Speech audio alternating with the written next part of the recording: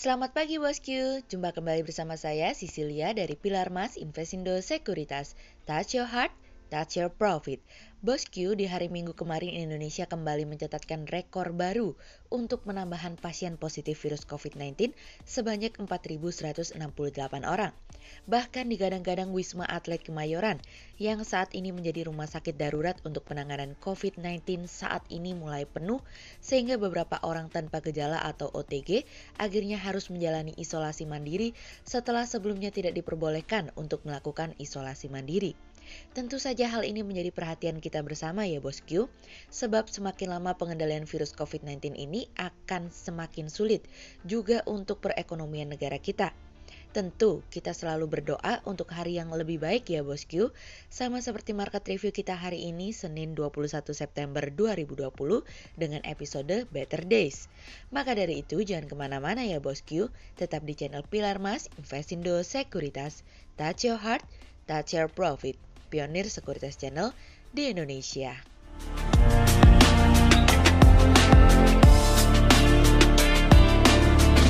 Seperti biasa kita akan mulai dari Global Economics Calendar. Ada berita dari US Current Account Balance yang naik dari sebelumnya 115,5 billion dolar menjadi 170,5 billion dolar. Kemudian ada dari US Leading Index yang turun dari sebelumnya 2% menjadi 1,2%. Kemudian ada dari US University of Mid Sentiment yang naik dari sebelumnya 74,1 menjadi 78,9.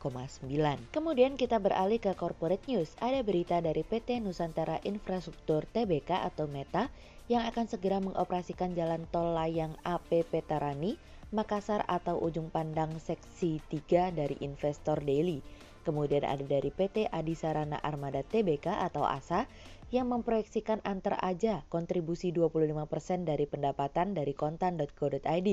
Kemudian ada dari PT Gajah Tunggal Tbk atau GJTL yang pendapatan merosot 22,71% pada semester 1 2020 dari kontan.co.id. Kemudian pada perdagangan hari Jumat tanggal 18 September 2020, IHSG ditutup menguat 20 poin atau 0,41% menjadi 5.059.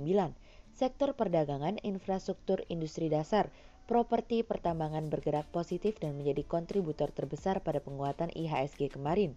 Investor asing membukukan penjualan bersih sebesar 999 miliar rupiah. Kemudian kita akan mulai market review kita hari ini. Cerita hari ini akan kita awali dari strategi ala Cina.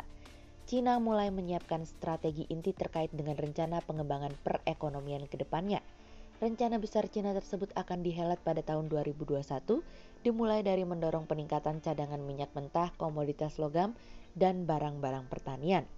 Lebih detail lagi, bulan depan Cina akan memberikan penjabaran yang lebih detail terkait dengan strateginya untuk menatap tahun 2021 hingga 2025 yang dimana Cina sudah menyampaikan akan mendorong peningkatan konsumsi domestik dan membuat teknologi yang lebih canggih bagi industri dalam negeri. Menjaga persediaan makanan, bahan bakar, dan material merupakan prasyarat yang harus dipenuhi Cina apabila ingin menjadi negara yang lebih mandiri. Kekhawatiran Cina yang selama ini berada di sektor energi dan ketahanan pangan akan menjadi salah satu permasalahan yang akan diselesaikan. Cina akan terfokus untuk membangun tempat persediaan agar kapasitas cadangan menjadi lebih terjaga apabila sesuatu terjadi. Target Cina adalah mengumpulkan cadangan minyak setara dengan 90 hari impor bersih yang dapat diperluas hingga 180 hari. Sebagai langkah pertama, Cina sedang mempertimbangkan proposal untuk mempercepat pengadopsian energi bersih karena sejauh ini di seluruh dunia mulai mengurangi emisi gas rumah kaca. Tujuan Cina saat ini adalah memperoleh 20% penggunaan energi primernya dari bahan bakar non-fosil pada tahun 2030 nanti. Oleh sebab itu, ada keinginan bagi Cina untuk memangkas pasar batu baranya dalam bauran energi menjadi 52% pada tahun 2025 dari sebelumnya 57,5% yang telah direncanakan sebelumnya pada akhir tahun ini. Rencana ini tentu sedikit banyak akan mempengaruhi ekspor batu bara kita ke Cina dalam beberapa waktu mendatang. Oleh sebab itu sudah saatnya kita juga memiliki rencana terkait hal tersebut agar tetap dapat menjaga pasar ekspor kita tetap terjaga. Kebijakan mengenai energi terbarukan merupakan sebuah langkah awal dari Cina untuk mulai pertumbuhan ekonomi dalam negeri, mengenalkan kepada dunia energi terbarukan dan yang paling terpenting adalah mengurangi efek dari global warming. Sebagai informasi, Cina menghasilkan karbon lebih banyak sejak mulai pertengahan tahun 2010, bahkan lebih banyak kalau kita bandingkan dengan Amerika dan Eropa dijadikan satu. Meskipun Cina telah melakukan transisi ke energi terbarukan, Cina tetap akan menjadi penambang dan konsumen batu bara terbesar di dunia. Porsi bahan bakar non-fosil mengalami kenaikan hingga 15,3% pada tahun 2019, di atas dari target yang sudah ditetapkan sebelumnya. Kami melihat sesuatu yang menarik mungkin akan terjadi pada bulan depan, yang dimana Cina akan memberikan gambaran yang lebih luas terhadap strateginya kali ini karena kami melihat keinginan yang sungguh-sungguh dari Cina untuk menjadi lebih mandiri tanpa bergantung terhadap negara lain. Ini menjadi kunci kesuksesan Cina di masa depan. Kemudian cerita selanjutnya datang dari Suga beraksi. Yoshihide Suga, Perdana Menteri Jepang yang baru dilantik hari ini, langsung beraksi. Suga yang telah bersumpah untuk tetap setia pada Abenomics menjadi perhatian pasar. Apakah Suga bersungguh-sungguh untuk tetap menjalankan Abenomics dalam kepemimpinannya atau tidak? Suga diperkirakan akan mencoba untuk melakukan reformasi struktural untuk kembali membentuk kebijakan ekonomi. Suga ingin membawa birokrasi Jepang masuk ke dalam era digital dan mengatasi berbagai hal terkait dengan reformasi regulasi dan inefisiensi administrasi. Kami melihat Suga optimis untuk menjalankan perekonomian di bawah jalur Abenomics, yang dimana Suga merupakan salah satu perancang kebijakan tersebut. Dan tentu saja, Suga akan melakukan hal yang lebih banyak terkait dengan kebijakan makro. Dalam beberapa artikel yang kami temukan, ada hal yang menarik yang akan dilakukan Suga. Pertama, mengenai kebijakan belanja fiskal, Suga akan mempertimbangkan kebutuhan anggaran tambahan yang ketiga dan akan melakukan perpanjangan terkait dengan tindakan terhadap virus corona. Yang kedua, terkait dengan pelonggaran moneter, mungkin Bank Sentral Jepang tidak akan melakukan terlalu banyak lagi. Oleh sebab itu, Suga akan melakukan lebih banyak tindakan dari sisi pemerintah, apapun yang diperlukan untuk menyelamatkan pekerjaan. Kemudian yang ketiga, dari sisi perombakan industri dan inflasi, Suga akan mencoba melakukan lebih banyak persaingan dalam industri telepon dan memberikan isyarat perlunya konsolidasi bank lokal. Dari sisi inflasi pun, Suga mengatakan akan mempertahankan target inflasi 2%. Bedanya kali ini target tersebut akan dicapai tanpa tindakan agresif. Yang keempat, terkait dengan keseimbangan anggaran, Suga akan mencoba mendorong pertumbuhan ekonomi sebelum memperbaiki keuangan negara. Dan yang kelima, Suga pun akan mencoba untuk lebih banyak mendorong tenaga kerja wanita dalam kemajuan perawatan terhadap anak-anak. Dengan pemilu yang akan berlangsung kurang dari setahun, Suga yang lebih berorientasi dalam negeri perlu menunjukkan kepada pelaku pasar bahwa Suga bisa dipercaya dan dapat bertahan lebih lama untuk melakukan reformasi. Pelantikan Suga membuat pasar keuangan mengalami kenaikan, yang dimana itu artinya Suga juga mendapatkan dukungan dari pasar untuk dapat menggantikan Abe.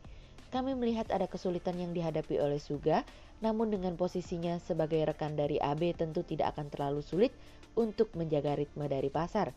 Keinginan Suga untuk melakukan reformasi tentu akan menjadi sesuatu yang sangat baik. Namun sebelum itu dimulai, mungkin Suga akan terfokus terhadap pemulihan ekonomi Jepang yang masih mengalami penurunan akibat adanya wabah virus corona. Semangat Suga! Kemudian cerita selanjutnya datang dari kesempatan dalam kesempitan. Kabar Bank Indonesia akan menjadi pengawas industri perbankan kembali muncul di pasar. Berdasarkan informasi, saat ini pemerintah tengah mempersiapkan sebuah rancangan undang-undang tentang perubahan atas Undang-Undang Nomor 23 Tahun 1999 tentang Bank Indonesia. RUU tersebut belum memiliki nomor maupun tahun terbit. Namun dalam dokumen itu tertulis rancangan undang-undang berkaitan dengan perubahan ketiga atas Undang-Undang Nomor 23 Tahun 1999 tentang Bank Indonesia.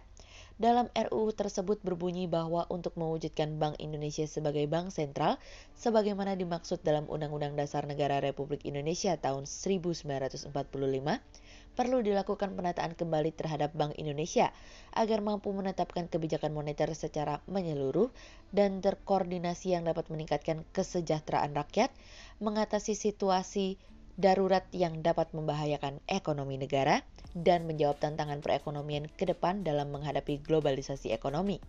Pertimbangan lainnya yaitu kebijakan moneter yang ditetapkan Bank Sentral saat ini masih berfokus pada stabilitas nilai tukar dan harga, sehingga hal tersebut dianggap belum cukup kuat untuk mendorong perekonomian, menciptakan lapangan kerja dan meningkatkan kesejahteraan rakyat.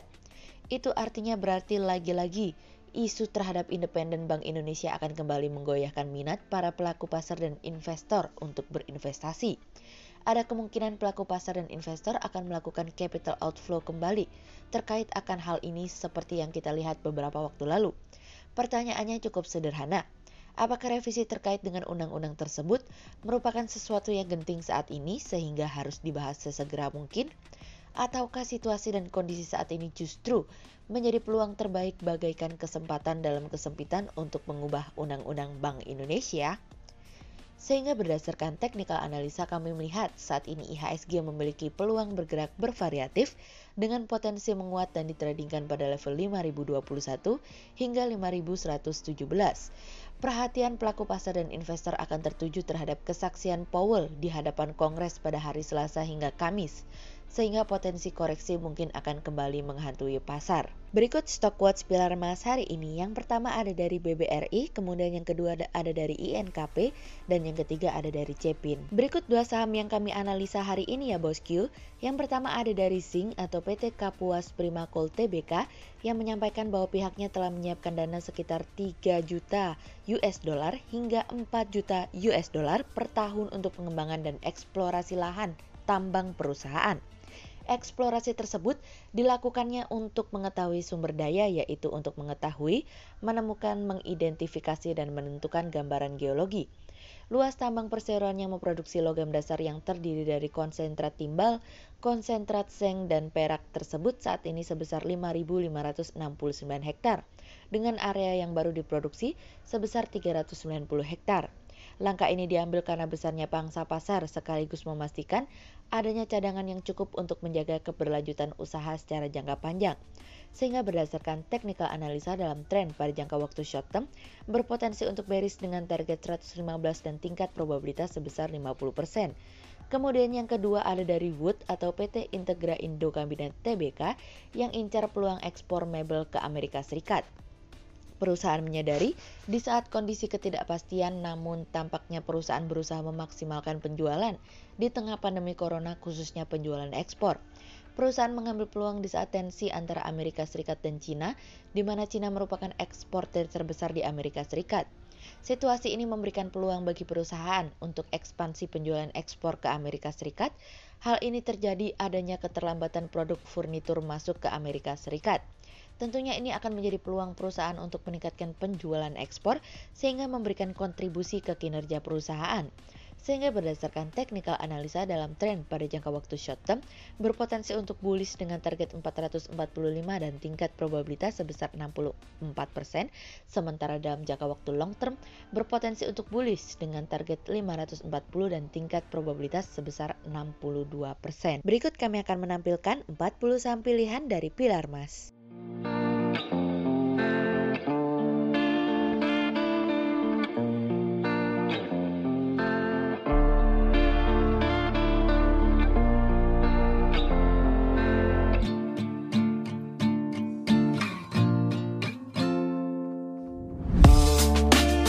Sekian untuk review market kita kali ini ya bosku. Untuk info lebih lengkapnya, bosku bisa download PDF dengan klik link di bawah video ini, atau bisa juga langsung akses ke website kami di www.pilarmas-investindo.co.id.